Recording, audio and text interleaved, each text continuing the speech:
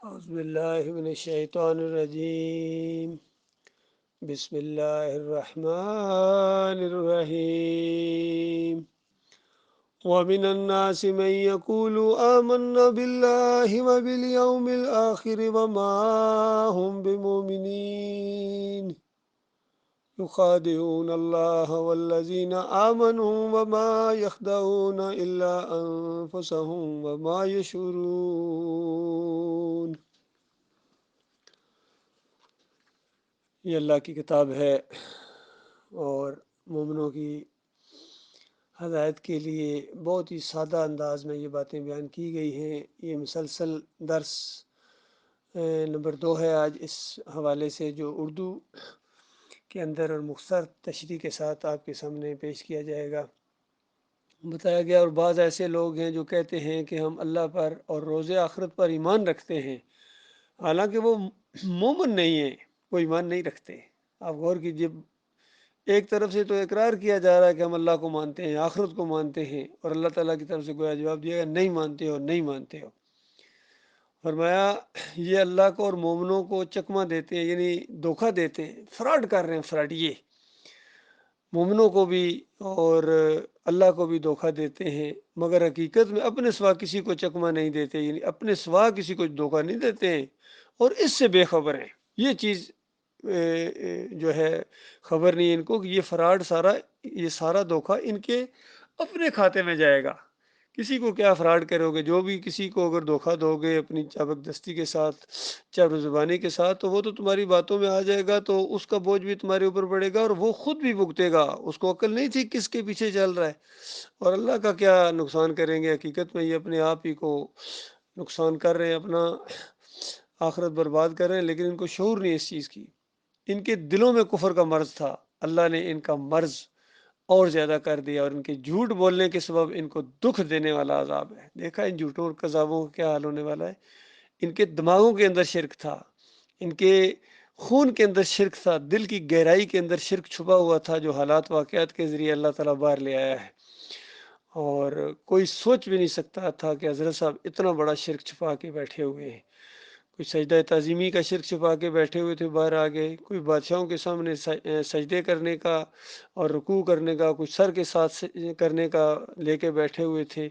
کوئی بے حق فلاں، بے حرمت فلاں کے شرک کو دبا کے بیٹھے ہوئے تھے، تو وہ باہر آ گیا۔ حالات واقعات کے ذریعے ایسے ماحول اللہ تعالیٰ نے بنا دیا کہ جتنے بھی ہیں ان کا کوئی نہ کوئی شرک جو بھی تھا، چاہے بریلوی ہوں، دیوبندی ہوں، اہل حدیث ہوں، سب کا شرک باہر آ گیا ہے۔ تاکہ بڑے بڑے دعوے کرنے والے ڈاکٹر اسرار جیسے، مودودی صاحب جیسے، اور دیکھیے محمود الحسن جیسے، شبیر احمد عثمانی جیسے، کوئی سوچ سکتا تھا کہ عبد الوہاب نجدی کا شرک بھی ایک جو اس کے اندر رہ گیا، وہ بھی اللہ تعالیٰ باہر لے آیا، لوگوں کو دکھا دیا۔ حالانکہ کتنا اس نے جہاد کیا ہے اور شرک اور کفر کے خلاف آواز اٹھائی ہے، اور حتیٰ کہ گنبدوں کو، ان مورتیوں کو اس قدر اس نے توڑا ہے، لیکن پھر بھی ایک شرک رہ گیا، وہ اللہ تعالیٰ باہر لے آیا کہ نبی علیہ السلام کے معاملے میں اس کا عقیدہ جو ہے وہی رہا۔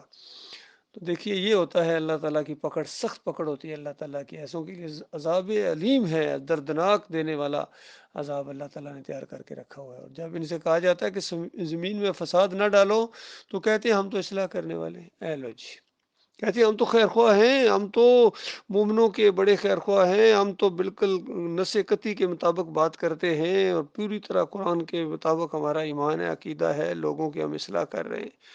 مالک فرماتا ہے خبردار، دیکھو حقیقت میں یہی فسادی ہیں، لیکن اس کی بھی ان کو ہوش ہی نہیں ہے، نہ ان کو ہوش ہے، نہ ان کے پیروکاروں کو ہوش ہے کہ کن فسادیوں کے پیچھے وہ چل رہے ہیں۔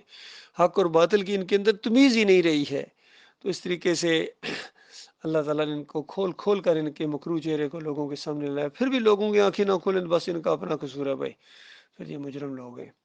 اور جب ان سے کہا جاتا ہے کہ جس طرح اور لوگ ایمان لائے تم بھی ایمان لے آؤ، تو کہتے ہیں بھلا جس طرح بیوقوف ایمان لے آئے۔ غور کیجئے کون کون سی قرآن کی بات ہے جو ان کے اوپر فٹ نہیں آتی ہے۔ جب ایمان خالص کی طرف بلایا جاتا ہے، سادہ بات ہے، تو اس کے بعد کیسے کیسے یہ فتوے لگاتے ہیں، کبھی بیوقوف کہتے ہیں، کبھی پاگل، اور کبھی پوری دنیا کا سب سے بڑا پاگل کہتے ہیں، مبہوت الحواس کہتے ہیں۔ تو اس طریقے سے فتوے لگاتے ہیں، بیوقوف کہتے ہیں۔ فرمایا اسی طرح ہم بھی یعنی ان بیوقوفوں کی طرح ہم ایمان لے آئے، جس طرح یہ پاگل لے آئے ہیں، نہ اپنی ہوش نہ کسی کی ہوش، کوئی پرواہ ہی نہیں کسی کی. تو سن لو، اللہ تعالیٰ کی طرف سے کہا گیا سن لو، یہی بیوقوف ہیں لیکن نہیں جانتے. دیکھیں 3 جگہ یہ انداز کہا کہ اصل دیوالیے یہ ہیں، اصل پاگل یہ ہیں، اصل بیوقوف یہ ہیں، لیکن ان کو ہوش ہی نہیں ہے. نہ ان کو ہوش ہے نہ ان کے پیچھے چلنے والوں کو. اور اب قرآن کی ہر مضمون ان کے خلاف جا رہا ہے، یقین کیجیے ہر مضمون ان کے خلاف جا رہا ہے. اور یہ لوگ جب مومنوں سے ملتے ہیں تو کہتے ہیں کہ ہم ایمان لے آئے، اور جب اپنے شیطانوں سے جا کے ملتے ہیں تو کہتے ہیں کہ ہم تو تمہارے ساتھ ہیں. اور ہم تو ہنسی مذاق کرتے ہیں ان مسلمانوں سے. یہ بات بھی فٹ آ گئی ان فریبکاروں کے جو پیچھے چلنے والے لوگ ہیں، شیطانوں کے اوپر فٹ آ گئی. مومنوں کے ساتھ آتے ہیں کہتے ہیں ہم ایمان لیں، ہم تمہارے ساتھی ہیں. بھائی ہمیں اپنا ساتھی نہیں سمجھتے ہو؟ اور جب ان کی طرفداری کا معاملہ آتا ہے تو ان شیطانوں کا ساتھ دیتے ہیں. تو بتاؤ پھر کس کھاتے میں تم جاؤ گے؟ شیطانوں کے ساتھ تمہاری دوستیاں، انسان شیطانوں کے ساتھ تمہاری دلی وابستگیاں ہیں، ان کی حمایت کرتے ہو، ان کی غلط باتوں کے اوپر بھی تالیاں بجاتے ہو، سبحان اللہ سبحان اللہ کہتے ہو، تو پھر تمہارا کیا ایمان کے ساتھ تعلق ہے؟ تو اس طریقے سے ان کی کلی بھی کھول دی گئی اور ان کو منافق کہا گیا. اور مالک فرماتا ہے کہ اللہ گویا ان سے ہنسی کرتا ہے، انہیں مہلت دیے جاتا ہے. یہ ہے اللہ تعالیٰ کی ان کے ساتھ. ان کو مہلت مل رہی ہے، چند دن اور جی لو، چند ہفتے مہینے سال اور آگے بڑھا لو. تمہاری ان شرارتوں اور سرکشیوں میں پڑے رہنے دیتا ہے تمہیں اللہ تعالیٰ، ایک دم نہیں رسی کھینچتا ہے. فرمایا یہ وہ لوگ ہیں جنہوں نے ہدایت چھوڑ کر گمراہی خریدی، نہ تو ان کی تجارت ہی نے کچھ فائدہ دیا اس تجارت نے، اور نہ ہی وہ ہدایت پانے والے ہیں. یعنی ایمان عقیدہ صاف سیدھی باتیں ان کو پسند نہیں آئی ہیں، بل فریب والی باتیں ان کو پسند آئی ہیں. اور اللہ تعالیٰ نے اس کو تجارت کہا ہے. بتائیے یہ جو ان کی تجارت ہے، یہ نقصان والی تجارت انہوں نے کی ہے. تو کیا وہ تجارت کر رہے تھے؟ نہیں، یہ انداز ہے قرآن کا. جس طرح بخاری کی روایت ہے کہ بہترین اللہ کی جو کتاب ہے، اس سے اگر کوئی نفع کماتا ہے، اس سے کوئی نفع حاصل کرتا ہے تو یہ والی کتاب ہے. اس سے مولوی یہ نکال لیتے ہیں، دیکھا اس سے فائدہ اٹھاؤ، اس کی اجرت لو، یہ کرو وہ کرو. تو بتاؤ کہیں اللہ تعالیٰ کہتا ہے کیا میں تمہیں ایسی تجارت بتاؤں جو تمہیں عذاب علیم سے بچا لے؟ ایمان لاؤ اللہ کے اوپر اور اللہ کے رسول کے اوپر. اس کو بھی اللہ تعالیٰ نے مومنوں کو بھی تجارت کہا ہے. گویا یہ اپنا وقت لگاتے ہیں، جان لگاتے ہیں، مال لگاتے ہیں، کیونکہ تجارت کا یہی اصول ہوتا ہے. اس میں جان لگائی جاتی ہے، مال لگایا جاتا ہے، وقت لگایا جاتا ہے، اور اس سے پھر فائدہ ہوتا ہے. تو جو دین کے اوپر بھی وقت لگائے گا، اپنا مال لگائے گا، اوقات لگائے گا، اس کو بہت بڑا فائدہ ہوگا. اور سب سے زیادہ سمجھدار وہ ہے جو اس راستے میں آئے. اس کا ہرگز یہ مطلب نہیں ہے کہ نمازوں کی تنخواہ لینا شروع کر دو، اذانوں کی تنخواہ لینا شروع کر دو، اس دین کو کمائی کا ذریعہ بنانا شروع کر دو. کوئی بیوقوف ہی، کوئی نادان اور فریبکار ہی یہ انداز اختیار کر سکتا ہے. باقی جو معاش کمانے کے جتنے ذریعے ہیں، اس سے روزی کمانے کا اللہ تعالیٰ نے حکم دیا، فرض ہے اپنے لیے، لیکن ضرورت کی حد تک. اس کے پیچھے نہ پڑ جاؤ، بالکل دنیا کے اندر گم نہ ہو جاؤ، دین کو پیچھے نہ کر دو. یہ ہے اس کا مطلب.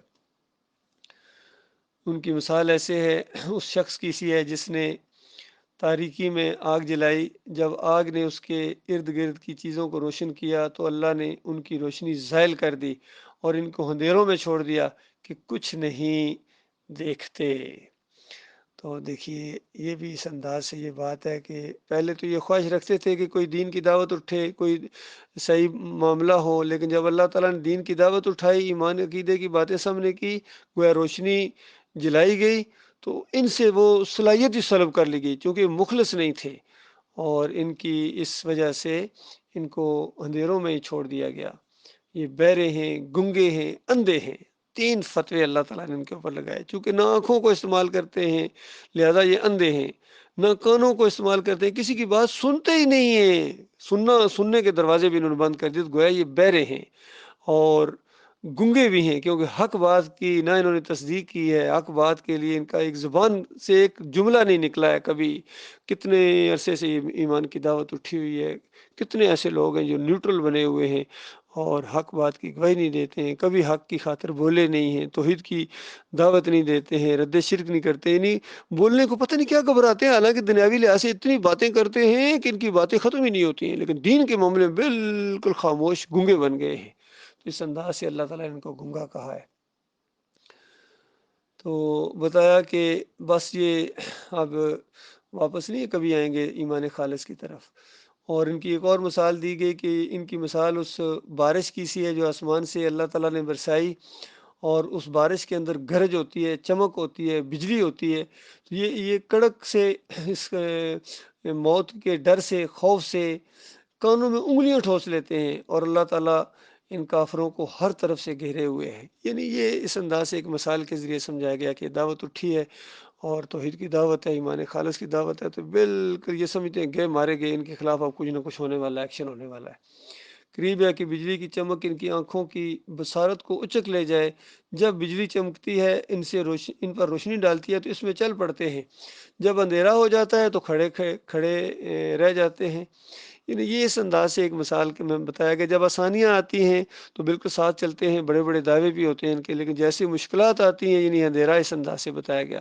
ذرا سختی آتی ہے، کوئی حکومت کا ذرا ریئیکشن ہوتا ہے، کوئی پرچہ کٹ جائے، بس پھر ان کی حالت دیکھنے والی ہوتی ہے، بالکل ادھر ہی رک جاتے ہیں، آگے ایک قدم نہیں بڑھاتے ہیں۔ تو مالک فرماتا ہے اگر اللہ چاہتا تو ان کے کانوں کی سنوائی اور آنکھوں کی بینائی کو زائل کر دیتا، بلا شبہ اللہ ہر چیز پر قادر ہے۔ یعنی ان کی بینائی اور ان کی جو سنوائی ہے اصلی حقیقی معنوں میں اللہ تعالیٰ ختم کر دیتا، چونکہ اب یہ اس کو استعمال ہی نہیں کر رہے ہیں۔ اللہ اس پر بھی قادر تھا، لیکن اللہ تعالیٰ چونکہ بہت ہی مہربان ہے، اس لیے وہ بار بار موقع دیتا ہے۔ فرمایا لوگوں اپنے پروردگار کی عبادت کرو جس نے تم کو اور تم سے پہلے لوگوں کو پیدا کیا تاکہ تم عذاب علیم سے بچو۔ تو پھر اللہ تعالیٰ نے یہ ساری چیزیں مثالیں دے کے سمجھا کے پھر پوری انسانیت کو خطاب کیا کہ دیکھو تم بندگی کے لیے پیدا کیے گئے ہو، وما خلقت الجن والانس الا لیعبدون، تمہیں اللہ نے اپنی بندگی کے لیے اپنے لیے پیدا کیا ہے۔ پوری دنیا کی ہر نعمت تمہارے لیے بھی آگے اس کا ذکر آ رہا ہے، اور تم اللہ رب العالمین کے لیے اللہ کے ساتھ شرک نہ کرو، جانتے بوجھتے ہو، تم سب کچھ سمجھتے ہو، تمہیں پتہ ہے حق کیا ہے باطل کیا ہے، جانتے بوجھتے تم نے گمراہی کا راستہ اختیار کیا ہے اپنی نفس پرستی کی وجہ سے اور دنیاوی مفادات کی وجہ سے، اس کا تمہیں زبردست خمیازہ بھگتنا پڑے گا۔ تو بتایا گیا اس اللہ کی بندگی کرو جس نے تمہارے لیے زمین کو بچھایا اور آسمان کو چھت بنایا، تمہارے لیے، سارے انسانوں کو اللہ تعالیٰ کہہ رہا ہے تمہارے لیے زمین کو بچھایا۔ اور یہ جو کہتے ہیں کہ زمین و آسمان پوری کائنات نبی علیہ السلام کے لیے بنی ہے، وہ قرآن کی اس آیت کے بھی انکاری ہیں، اور پورا مضمون جو اس حوالے سے سب کے وہ انکاری ہیں۔ یہ کائنات نبی علیہ السلام کے لیے نہیں بلکہ نبی علیہ السلام کو اللہ تعالیٰ نے اپنی بندگی کے لیے بنایا، سارے انسانوں کو، سارے انسانوں میں انبیاء بھی شامل ہیں۔ تو یہ کہنا کہ جن کی وجہ سے باعث تخلیق کائنات یا جن کی وجہ سے بنی ہے یا ان کے ذریعے بنی ہے یا ان کی وجہ سے بنی ہے، یہ بالکل کتاب اللہ کے انکاری ہیں، عقیدے کی خرابی میں مبتلا ہے۔ تو بتایا کہ آسمان سے بارشوں کا انتظام کیا تمہارے کھانے کے لیے، کتنی قسم کے میوے اور پھل پیدا کیے، بس کسی کو اللہ کا ہمسر شریک نہ بنا، اور تم جانتے ہو، دیکھا، اور اگر تم اس کتاب میں جو ہم نے اپنے بندے محمد صلی اللہ علیہ وسلم پر نازل فرمائی کچھ شک ہو تو اس طرح کی ایک صورت تم بھی بنا لاؤ، اور اللہ کے سوا جو تمہارے مددگار ہوں ان سب کو بھی تم بلا لو اگر تم سچے ہو۔ لیکن اگر ایسا نہ کر سکو گے اور ہرگز نہ کر سکو گے، اندازہ رکھیے یہ کتاب کا انداز ہے، یہ نہیں کہ تم اس چیلنج کو قبول کرنا شروع کر دو، بدبختوں کبھی نہیں کر سکو گے، بات ماننے والا انداز اختیار کرو۔ فرمایا ایسا نہ کر سکو اور ہرگز نہ کر سکو گے تو اس آگ سے ڈرو جس کا ایندھن آدمی یعنی انسان اور پتھر ہوں گے، جو کافروں کے لیے تیار کی گئی ہے۔ یہ جہنم کی بڑی ہولناکی کا بیان ہے، خوفناک قسم کی جہنم ہوگی، وہاں بڑے بڑے پتھر۔ ایک دفعہ نبی علیہ السلام بیٹھے ہوئے تھے، بہت بڑے دھماکے کی آواز آئی، اور نبی علیہ السلام نے پوچھا صحابہ سے جانتے ہو یہ آواز کیسی ہے؟ تو انہوں نے کہا اللہ جانتا ہے یا اللہ نے آپ کو بتایا ہوگا۔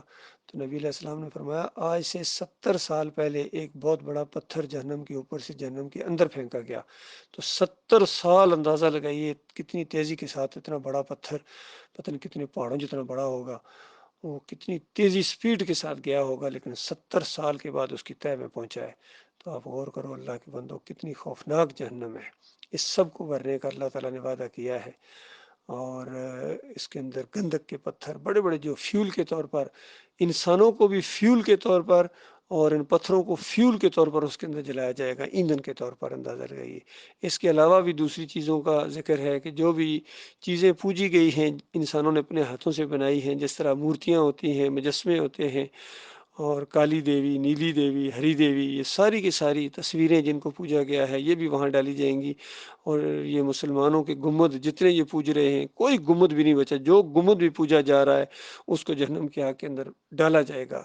اور یہ گنبد کو تو اب جائے نماز کے اوپر بناتے ہیں، اندازہ لگے ایک طرف بیت اللہ اور ایک طرف گنبد کی تصویر ہوتی ہے ہر جگہ، دکانوں کے اندر، دفتروں کے اندر، اداروں کے اندر، اور ہر جگہ یہ گنبد کی پوجا ہوتی ہے۔ اور 12 ربیع الاول کو تو اس کو سروں کے اوپر اٹھا کے ہر گلی کوچے میں گھماتے ہیں، اور اگر ذرا سا بھی کوئی کہے کہ یہ غلط ہے تو کہتے ہیں تم گستاخی رسول ہو، اندازہ لگے بندہ گنبد کی بات کر رہا ہے کہ گنبد نہیں ہونا چاہیے، یہ شرک کی علامت ہے، اور اس کے اوپر وہ یہ علامہ اور یہ مولوی اور یہ پیر گستاخی رسول کے فتوے لگاتے ہیں۔ اس طرح یہ اللہ کے دین کے باغی بن گئے۔ چند لمحے اور صبر کر لو، تمہیں پتہ چل جائے گا گستاخی رسول کون تھے۔ نبیوں ولیوں کو پوجنے والے، ان کی تصویریں بنانے والے، اور ان کے سامنے جھکنے والے، ان کی نظر و نیاز کرنے والے، ان کے عرس اور میلے کرنے والے گستاخ تھے، انبیاء کے، اولیاء کے، یا ان کی پیروی کرنے والے، یہ تمہیں عنقریب معلوم ہو جائے گا۔ تو اس طریقے سے کھول کھول کے اللہ کی کتاب شرک اور کفر کی نشاندہی کرتی ہے۔ فرمایا جو لوگ ایمان لائے اور نیک عمل کرتے رہے، یعنی بات تو سب کے سامنے یہ آئی ہے، لیکن کسی نے مانا، کسی نے انکار کر دیا۔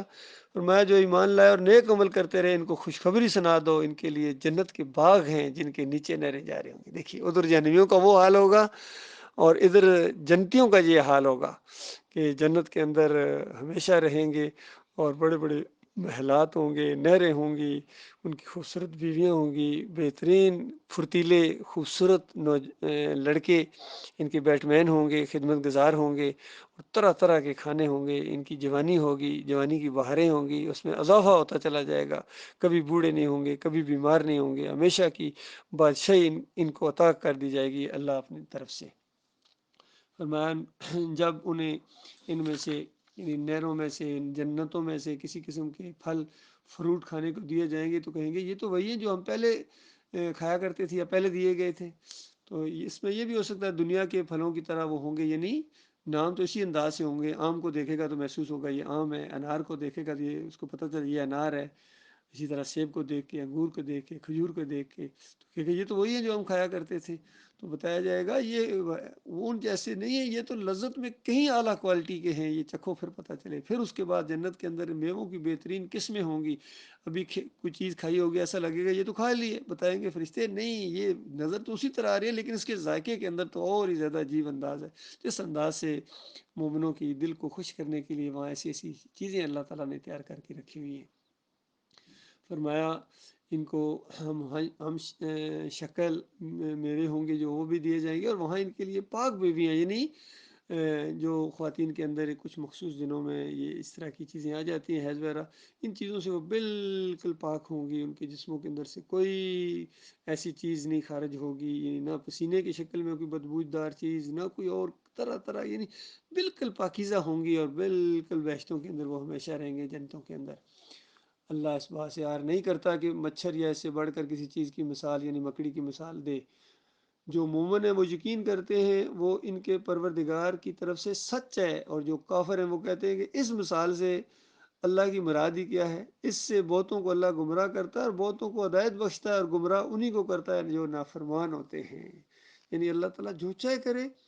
بڑی مخلوق جیسے ڈائنوسورز گزرے ہیں، اور پھر آج کل کے دور کے ہاتھی اور زرافہ، بڑی بڑی یہ مخلوقیں، جانور ہیں، یہ بھی اللہ نے بنائے، اور انتہائی معمولی جو نظر بھی نہیں آتی، جس طرح کرونا وائرس سے تو واقف ہیں لوگ، اور چھوٹی چھوٹی چیمٹیاں ہوتی ہیں، جرسیم تک ہوتے ہیں، چھوٹے چھوٹے پرندے ہوتے ہیں، تو جو مچھر مکھیاں سب اللہ تعالیٰ نے بنائی ہیں، سارے مل کے بھی انسان اس چیزوں کو نہیں بنا سکتے ہیں۔ تو جس کی چاہے اللہ تعالیٰ مثال بیان کرے، تو مثالوں کے ذریعے اللہ تعالیٰ ہدایت بھی دیتا ہے اور کئیوں کو گمراہ بھی کرتا ہے۔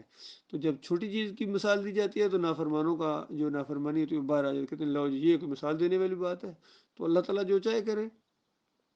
تو یہ کافر جو ہیں یہ نافرمانوں کو اللہ تعالیٰ سزا دیتا ہے، جو اللہ کے اقرار کو مضبوط باندھنے کے بعد توڑ دیتے ہیں، اور جس چیز یعنی رشتہ قرابت کو جوڑنے رکھنے کا اللہ نے حکم دیا ہے اس کو قطع کیے ڈالتے ہیں اور زمین میں خرابی کرتے ہیں، یہی لوگ نقصان اٹھانے والے ہیں۔ یعنی جب کس طرح عہد و پیمان انہوں نے کیے تھے، چاہے عہد الست میں وہاں جو اوپر ارواح سے عہد و پیمان لیے گئے تھے، چاہے وہ ہوں، چاہے یہ دنیا میں آنے کے بعد یہ جو کلمہ انسان پڑھتا ہے لا الہ الا اللہ محمد رسول اللہ، یہ بھی اللہ کے ساتھ عہد و پیمان ہوتا ہے۔ پھر اس کے بعد ایمان کی جب دولت ان کے سامنے آئی، کتنے بڑے بڑے دعوے تھے کہ ہم اس ایمان عقیدے کو چھوڑنے والے نہیں، ہم اسی کے اوپر قائم رہیں گے، اسی کے لیے جان دے دیں گے، شہید ہو جائیں گے اللہ کے راستے میں، کیسے کیسے ان کے وعدے تھے۔ لیکن اس کے بعد انہوں نے سارے وعدے توڑ دیے، ساری دوستیاں انہوں نے ختم کر دی۔ جب ایمان عقیدے کی دعوت سامنے آئی، توحید کی دعوت آئی، پرانی دوستیوں کو انہوں نے کوئی خاطر میں نہیں لایا، اور اس طرح دشمن بن گئے جان کے۔ تو ان کے لیے بڑا سخت عذاب ہے۔ میں کافرو، تم اللہ سے کیوں کر منکر ہو سکتے ہو جس حال میں کہ تم بے جان تھے تو اس نے تم کو جان بخشی، پھر وہی تم کو مارتا ہے، پھر وہی تم کو زندہ کرے گا، پھر تم اسی کی طرف لوٹ کر جاؤ گے۔ یہ بڑی اہم آیت ہے۔ اس میں ایمان عقیدے کی بات بڑی سادہ انداز میں بتائی گئی ہے کہ انسان کی 2 ہی زندگیاں ہیں اور 2 ہی موتیں ہیں، اور بتایا گیا تم کس طرح اللہ کا انکار کر، تم مردہ تھے، یعنی تم کچھ بھی نہیں تھے اس زندگی سے پہلے، تم گویا مردہ تھے۔ ایک وہ مردہ کی حالت، اور پھر جب زندگی کے بعد ایک موت آتی ہے، دونوں مردہ ہونے کی حالتیں ہیں، پھر یہ زندگی اور پھر یہ قیامت کی زندگی۔ بڑی سادہ سی بات ہے، سورہ المومن کے اندر آئے گا اسی چیز کو ذرا دوسرے انداز سے بیان کیا گیا ہے۔ لہٰذا یہ جو قبر کی زندگی مانتے ہیں کہ روح واپس آ جاتی ہے اور قبر کے اندر مردہ زندہ ہو جاتا ہے، سنتا ہے، دیکھتا ہے، پہچانتا ہے، یہ بالکل مشرکانہ عقیدہ ہے، کافرانہ عقیدہ ہے جو احمد بن حنبل کے ذریعے اس امت کے اندر آیا ہے، اور ابن تیمیہ نے اس کو آگے بڑھایا، ابن قیم نے، ابن حجر عسقلانی نے، امام نووی نے، اور سارے مسلک پرستوں نے اس کو لے لیا، بریلویوں نے، دیوبندیوں نے، اہل حدیثوں نے، سلفیوں نے، صوفیوں نے اس عقیدے کو یہ مردہ زندہ ہو جاتا ہے، اس قبر کی طرف اشارہ کرتے ہیں، ان قبروں کے اندر زندہ ہے۔ تو ان قبروں کے اندر زندہ سمجھنا مردوں کو، اور سننے والا سمجھنا جس کو سماع موتا کہتے ہیں، یا انبیاء کو قبروں کے اندر زندہ سمجھنا، یہ شرک کی جڑ ہے یہ عقائد، اور اسی وجہ سے لوگ پکارتے ہیں، عرس اور میلے کرتے ہیں، گنبد بھی اسی وجہ سے بناتے ہیں، گنبد تو پھر آخری شکل آ کے آ جاتی ہے، تو ایک شرک کا آغاز ہوتا ہے، پھر اس کو دوسرے انداز میں اور آگے بڑھایا جاتا ہے، تو اس طریقے سے آہستہ آہستہ یہ چیز آگے بڑھتی ہے، پہلے تھوڑی ہوتی ہے پھر آگے ہوتی ہے، جس طرح نبی علیہ السلام نے فرمایا کہ قوم نو 5 صالحین جو پوجتی تھی، پہلے آہستہ آہستہ ان کی قبروں کے اوپر بیٹھے، پھر ان کی تمثیلیں بنائی، مورتیاں بنائی، تصویریں بنائی، اور پھر یہ قبائل عرب کے اندر پھیل گئے۔ تو دیکھیے کس طرح شرک پھیلتا ہے۔ تو اسی طریقے سے پہلے عود روح فی القبر کا عقیدہ بنایا گیا، پھر مردوں کو سننے والا، پھر دیکھنے والا، پھر پہچاننے والا، پھر اوپر قبے لگے، پھر گنبد بنے، پھر ان کی پوجا شروع ہو گئی، پھر لوگوں نے ان کو سروں کے اوپر رکھ کے جو ہے نا ان کی پوجا پاٹ شروع کر دی۔ تو یہ معاملہ ہے۔ فرمایا وہی تو ہے، یعنی وہی اللہ تو ہے جس نے سب چیزیں جو زمین میں ہیں تمہارے لیے پیدا کی، پھر آسمان دیکھیے یہاں پھر آ رہا ہے تمہارے لیے پیدا کی، پھر اس عقیدے کا رد ہوا جو کہتے ہیں نبی علیہ السلام کے لیے کائنات بنی ہے، ہر انسان کے لیے اس کائنات کو اللہ نے بنایا، امتحان کی زندگی ہے یہ۔ پھر آسمانوں کی طرف متوجہ ہوا، یعنی اس ادھر آسمانوں کی طرف، ان کو ٹھیک 7 آسمانوں اوپر نیچے بنائے، اور ہر چیز سے خبردار ہے، یعنی بڑی قوت والا ہے، بڑی طاقت والا ہے۔ انسانوں کے بنانے سے زمین اور آسمان کا بنانا زیادہ بڑا کام ہے، زیادہ مشکل کام ہے۔ مالک فرماتا ہم نے یہ کیا ہے، اور کیا تم جیسے انسان ہم دوبارہ نہیں پیدا کر سکیں گے؟ اور اللہ تعالیٰ نے ایمان عقیدے کی باتوں کو بڑی کھول کھول کے بیان کیے ہیں۔ اللہ تعالیٰ غور و فکر کرنے اور اس کے اوپر عمل کرنے اور اسی کو تبلیغ کرنے اور اسی کی خاطر جینے اور اسی کی خاطر مرنے کی توفیق عطا فرمائے، آمین یا رب العالمین۔